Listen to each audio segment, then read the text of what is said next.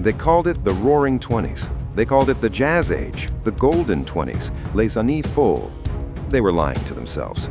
For a few years, roughly 1924 to 1929, a thin, glittering crust formed over the wounds of 1914 to 1923. Money flowed again, mostly American loans. Skirts rose, stocks climbed, nightclubs opened. People danced faster, drank harder, as if speed and noise could outrun memory. But underneath the glitter, the rot never stopped spreading. This is the story of the false dawn, the years Europe convinced itself it had recovered, right up until the moment the music stopped. This is not a story of treaties and conferences, although those come later.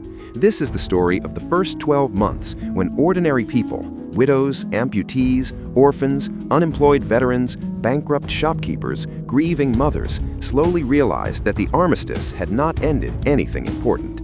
I'm your host, and this is Talemaster Legends series. Welcome.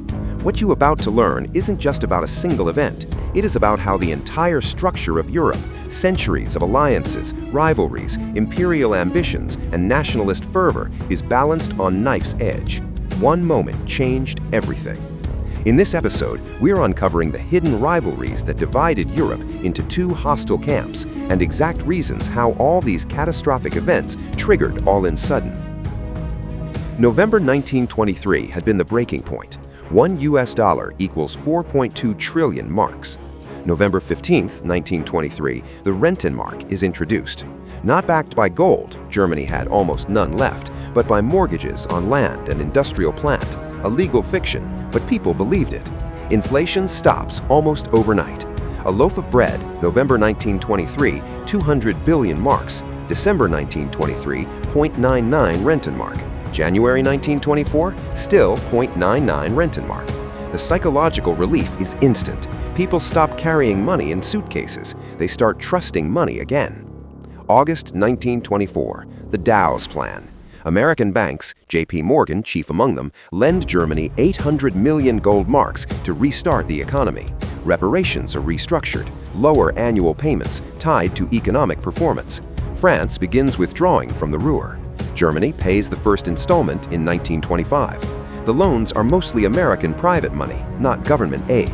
Wall Street is happy to lend to Germany at 7 to 8% interest when U.S. rates are 4%. Money flows, American to German, to reparations, to France and Britain, back to America to pay war debts. A perfect circle, until someone stops lending. In Germany, the golden years begin, for some. Unemployment falls from 10% in 1923 to 6% in 1928. Wages rise slowly. UFA studios produce Metropolis, 1927. Berlin nightlife explodes. Cabaret, jazz imported from America, cocaine in the back rooms. But only about 20 to 25% of Germans really feel the boom. The working class still lives in overcrowding. Rural areas lag. The middle class never fully recovers its pre-war savings. In Britain, the general strike of 1926 is crushed. 9 days of paralysis. Coal miners stay out for 9 months. They lose. Wages cut. Union power broken for a generation. In France, the franc is stabilized by Poincaré in 1926, but political instability continues. Governments fall every few months. In Italy, Mussolini is consolidating power. Opposition parties banned 1926. Matteotti murder 1924, already forgotten by most. Secret police OVRA formed, the press censored. The OVRA is small, only 7,000 agents, but fear is large. Berlin becomes the cultural capital of Europe. Cabaret, Bauhaus, Expressionist cinema, Magnus Hirschfeld's Institute for Sexual Science. Paris has Josephine Baker, Hemingway, F. Scott Fitzgerald passing through. London has the bright young things, cocaine, cocktails, parties. Stock markets rise, especially New York. The Dow Jones, 1924, about 100, 1927, about 150, 1928, about 300. Summer of 1929, it peaks at 381. People buy stocks on margin, 10% down, borrow the rest. Everyone is getting rich. Everyone says so.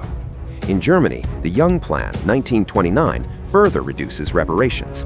Annual payments cut by 20%, extended to 1988. The Reichstag accepts it narrowly. The nationalists scream, enslavement for 59 years. Hitler's NSDAP gains 2.6% in 1928 elections. Still tiny, but growing. October 24th, 1929, Black Thursday. Wall Street loses 11% in one day. October 29th, Black Tuesday. Dow drops 12%. Total loss in days, 25 to 30%. Margin calls. Banks fail. Loans to Germany dry up. The circle breaks. Germany cannot pay reparations without American loans. France and Britain cannot pay war debts to America without German reparations. The pyramid collapses. Unemployment in Germany. 1929, 1.3 million. 1930, 3 million. 1931, 4.5 million. 1932, 6 million, approximately 30%. The false dawn ends. The night begins. These were not years of recovery. They were years of borrowing against a future that did not exist. America lent money it did not have, credit expansion.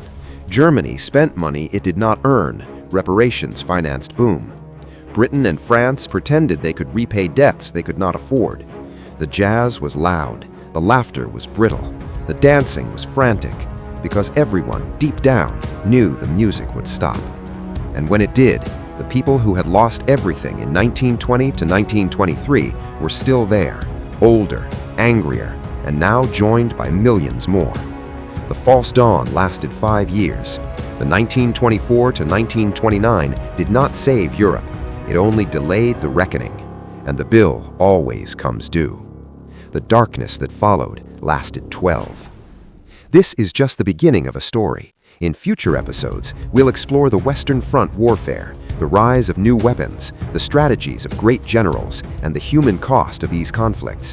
If you want to understand the history that shaped the modern world, subscribe to Talemaster Legends series. Hit the notification bell so you don't miss the next episode. Thank you for watching, and I'll see you in next one.